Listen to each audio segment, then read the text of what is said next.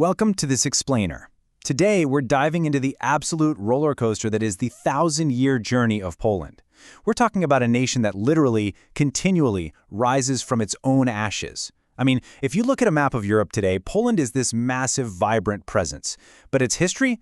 Well, it's defined by the wildest extremes. We're talking dazzling eras of absolute dominance, followed by periods of just unimaginable tragedy. Now, I want you to think about this for a second. How does a nation survive after being completely erased from the map for 123 years? Seriously, just ponder the sheer impossibility of that question. An entire nation, its people, its culture, just poof, wiped off the political map for over a century. How on earth do you come back from that? Well, by the end of this explainer, you're going to understand exactly how the Polish people pulled off this miraculous feat and became the ultimate survivors of European history. Okay, so here's our roadmap.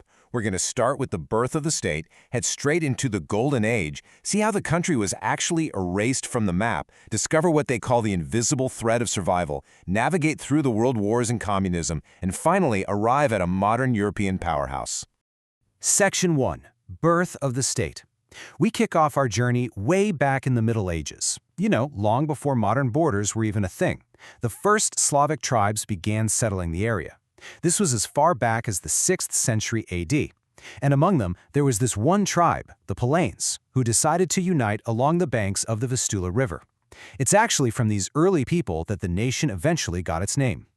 But if we want to talk about a true starting point, everything really hinges on this specific year, 966 AD.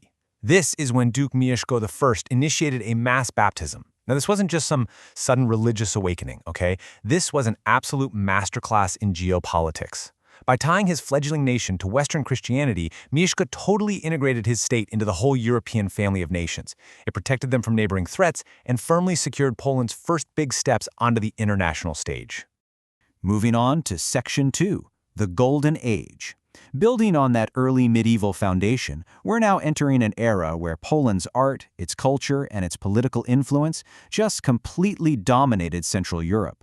A massive turning point here was the 1386 Union of Krevo. This was a strategic dynastic marriage between the Polish Queen Jadwiga and the Grand Duke Jagiello of Lithuania, and it essentially created the Polish-Lithuanian Commonwealth. Together, they forged one of Europe's largest, most influential states. It was this remarkably peaceful, multinational, and incredibly religiously diverse superpower that just stood as a colossal force in Europe for well over 2 centuries. And just look at the absolute triumphs of this golden age. It was defined by massive economic prosperity and stunning cultural achievements. I mean, they secured the Great Peace of Torun in 1411. King Sigismund III Vasa moved the capital to Warsaw. Meanwhile, the city of Gdansk practically exploded into a massive global trade hub that honestly rivaled Amsterdam. They even built St. Mary's, which was the largest brick church in the entire world. But, geopolitical tides always turn. That brings us to Section 3, erased from the map. We've arrived at arguably the most shocking chapter of this explainer, the literal dismantling of the Polish state. Because after centuries of this glorious golden age, neighboring empires kind of just decided to consume the Commonwealth. It was an absolutely systematic dismemberment, the partitions of Poland. Over the course of just 23 years, which, by the way, is a blink of an eye in historical terms, the Russian Empire, the Habsburg monarchy in Austria, and the Kingdom of Prussia systematically carved up Polish territory. First in 1772, then 1793, and finally in 1795. The operation was complete. Poland simply ceased to exist as an independent state in international law. Just gone.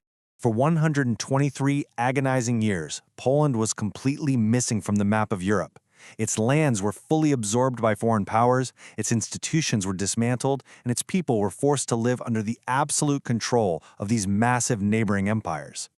Which brings us to Section 4, the invisible thread.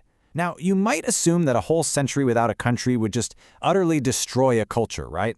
But instead of disappearing, the Polish people relied on this invisible thread to keep their identity fiercely alive in the shadows. It really comes down to national identity, preserving a shared history, language, and culture even when your political borders are completely erased. Because without a government to protect them, the Polish people turned inward. The Polish language, their deeply rooted Catholic faith, their amazing artistic traditions, these basically became the invisible borders that foreign empires could never actually conquer. And the wildest part? Despite lacking a sovereign state for so long, they still produced this incredible lineage of cultural and scientific titans. You've got John Kochanowski, the father of modern literature. You've got Frédéric Chopin composing these absolute virtuoso piano masterpieces. You have scientific giants like Copernicus literally changing how we see the universe. Add to that a stunning run of Nobel laureates in literature from Sienkiewicz in 1905 all the way to Olga Tokarczuk in 2019. It all just proves that the Polish spirit, yeah, it simply could not be partitioned. Section 5. World Wars and Communism. Our explainer now has to turn to the darkest hours of the 20th century. It's a period of unimaginable devastation that struck right after this incredibly fleeting moment of joy and rebirth. Talk about 20th century turmoil. In 1918, after World War I shattered all those great empires, Poland miraculously gets its independence back. But man, the joy was so horribly short-lived. Just over 2 decades later, in 1939, German and Soviet forces invade, sparking World War II.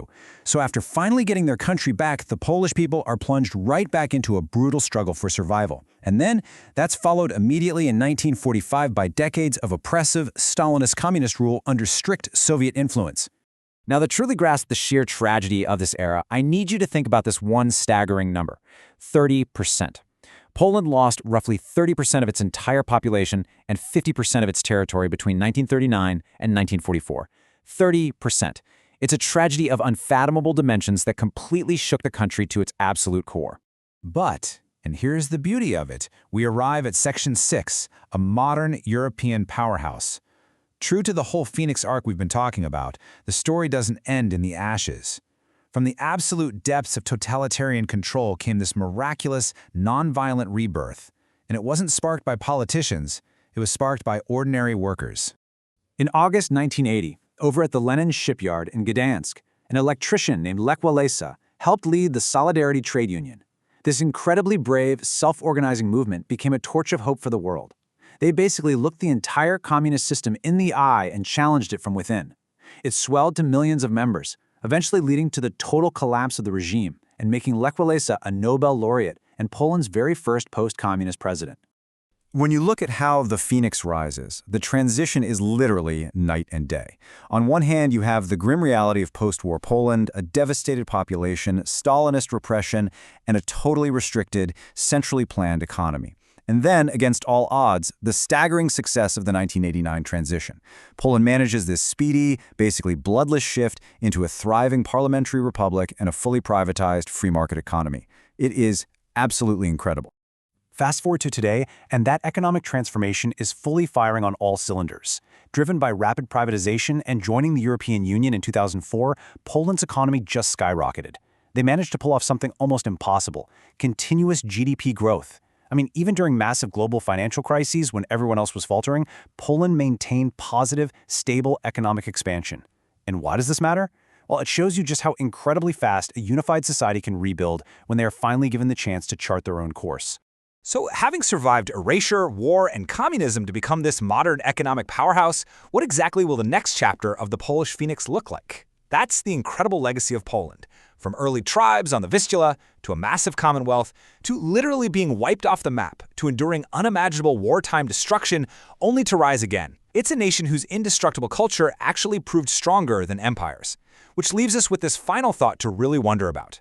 Having survived all of that to soar this high today, just what will the next chapter of the Polish Phoenix look like in the 21st century? Thank you so much for joining me for this explainer. I really hope it sparked your curiosity to go out and learn even more.